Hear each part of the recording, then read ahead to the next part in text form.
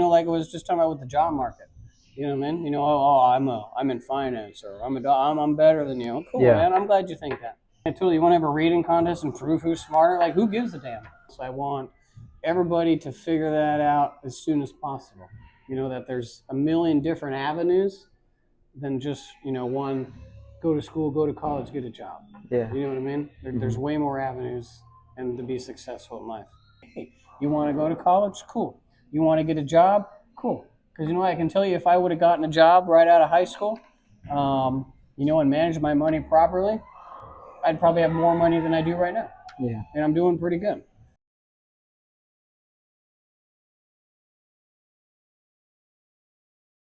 The purpose here is to give you a platform to share your story and knowledge. Other people can apply it, grow with a little more guidance. Who are you, for those people who don't know? My name is Matt Holloman. I'm about going to be 40 years old in a couple weeks. I grew up in North Portland and moved out to the Beaverton area about fourth grade. I love the sport of baseball and wrestling and lacrosse. I went to school originally to become a teacher. Really?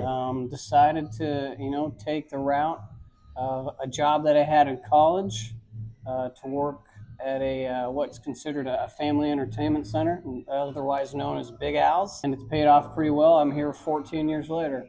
I have a wonderful wife of almost 4 years and a daughter that's about to be 3. What were you like growing up?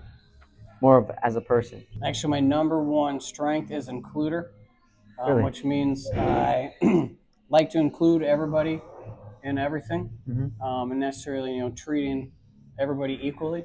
I realized that growing up, every time, we'd like a birthday party, or we'd be going to my friend's house, or even when I was older and I lived with my friends, and we're having like a party or a get together, I'd invite everybody all the time, whether I even like the person or not. Not being included in something, whether it's friends or family, is devastating. I don't like that. I don't like that feeling personally. So I don't want other people to have that feeling ever. But then, yeah, you feel bad for kids who necessarily weren't athletic, or you know what it's like. Oh, for sure, yeah. Well, let's pick teams. You're a captain, I'm captain. No one wants to be picked last. The kids either. that get picked. You ever seen the look on that kid's face? I've felt that and before. You come to think about that, yourself as a smaller stature kid, and I always, whatever we're recording, I was thinking, fuck these guys. I know I can score more goals than these guys. For sure, yeah. And I prove that every day, whether it's recess or not. For someone to try to look at me because of my stature and think I couldn't play soccer or football or baseball, yeah, fuck that idea. I'd show them right up. You know what I mean? So it's like, let's not do that. James isn't fast. He might not help us win a game of soccer at recess. It's recess. You know what I mean? James's feelings are more important than our elementary school recess game. That's really cool, actually.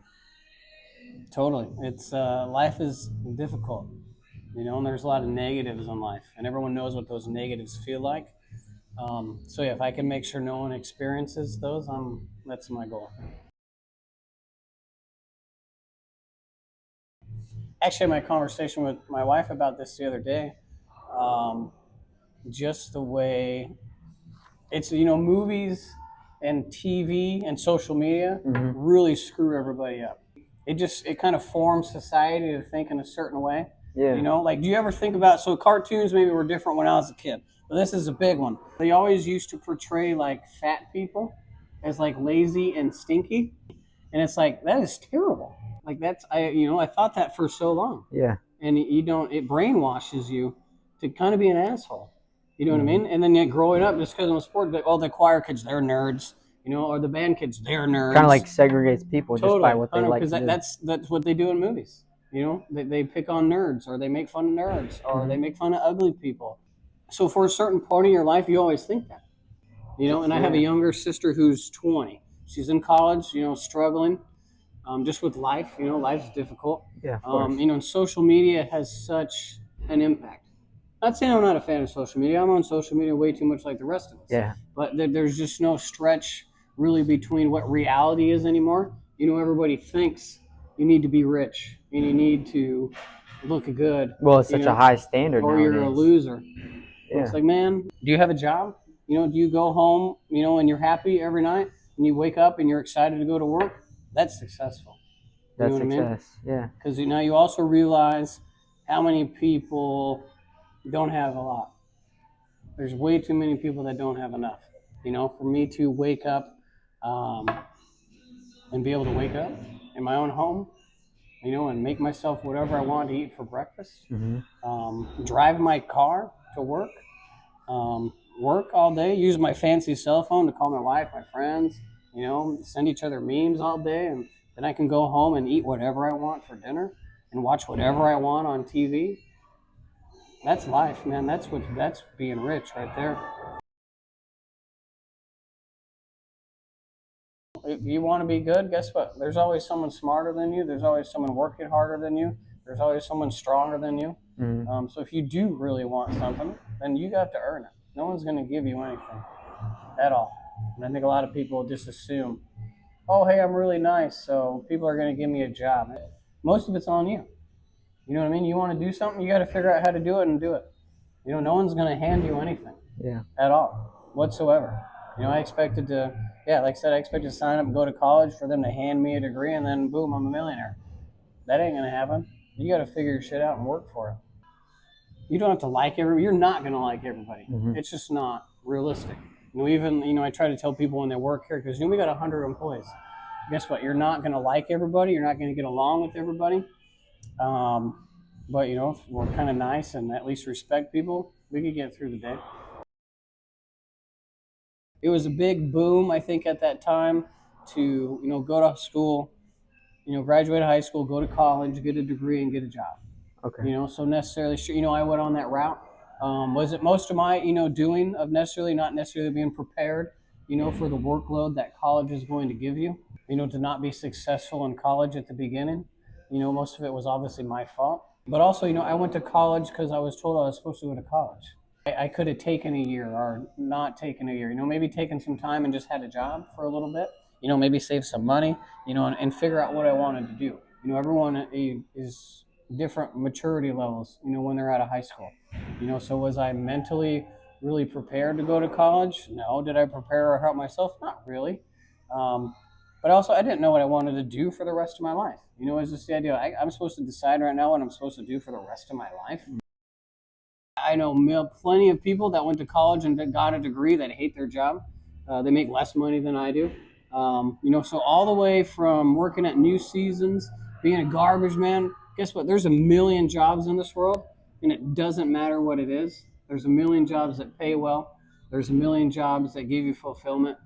You don't have to be a doctor or a rocket scientist. There's a million jobs out there. They're all common. They're all proper. Don't let anybody tell you your job isn't good enough. Kind of like this job. I worked my way up in this job. I didn't necessarily need a degree to become a general manager in this world. Yeah. I worked myself up. So maybe I could have gotten a job at like UPS, great company like UPS, and worked my way up. You could do that anywhere. You're just not ever told that. Even a manager of a McDonald's, they make $80,000 a year. They get 4 weeks of vacation. They get medical benefits. Is it looked upon as a really good job? No. Is it a bad job? Who knows? Everyone who says it's a shitty job ain't never worked at McDonald's. It's just an expectation. Totally. So, I could have worked at McDonald's and worked my way up and made money, but it's looked at as fun. Well, are you going to work in fast food? Hey, it's a job that provides for my family and pays the bills. This should be good enough, right? So it's all this expectation, essentially, and the media just amplifies it. Yeah, just perception, whatever, man. Big Al's had a management job open at a store. And to be completely honest with you, I'm going to be honest in this video here. As a special education teacher, it was very difficult. Situations that kids have, it was very hard on me mentally because I really cared about people. To see people struggling? See people struggle. I mean this in a nice possible way, but there's a couple young kids that I worked with that had special needs, learning disabilities. I would work with them daily. It sucks to say that they're going to need an assistant their whole life. They're going to need someone there from when they wake up to when they go to bed. to help them do every daily task, and that's very sad. And it's very difficult for me to accept that. So I had an issue. You know what I mean? Am I going to be able to work with these people every day and sometimes not see progress? That's very, I don't know, maybe I'm over caring, if that makes sense. So it's hard on the inside. I had a parent, one of the elementary school classes I work with, one day at the end of the year, become very, very emotional. She knew her child, is always going to need help, never be able to work independently. It's just kind of dark and very sad. I was like, could I do that all the time? Am I going to be able to handle that emotionally as a human being? And then, manager job at Big Al's opened, to describe, was at a store that wasn't performing well. I'd already trained someone for that job, and they failed at it. So this was a job that 2 people that I know had failed at before and gotten fired. And my manager at the time was like, I'm not going to take that job. That place sucks. And I was like, I saw it as a challenge. I think I'm actually better a worker than you, so let me take that challenge. And the teaching thing, this is the first job for a lot of young kids like yourself. You can learn a lot of skills here that are going to help you be successful in life or successful at another job. I kind of still see that as teaching aspect. I had an employee, one of my first employees when I was a manager, was in college at the time, nursing school. So very heavy workload, very difficult, but needed to work full-time also. So couldn't imagine that. I worked with this person, weekly on, hey, when can you work? When works best for you? So I did that with this person for 2 years so they could get through nursing school and provide for their family all at the same time. I saw that employee about 2 years later at a wedding, and they told me, you're the only reason I got through nursing school. Wow. And that's enough for me to do this forever. Did you come back and say, hey, man, you teaching me those things at the front desk, your letter of recommendation got me into college, or your letter of recommendation got me this job. That's what I'm here for.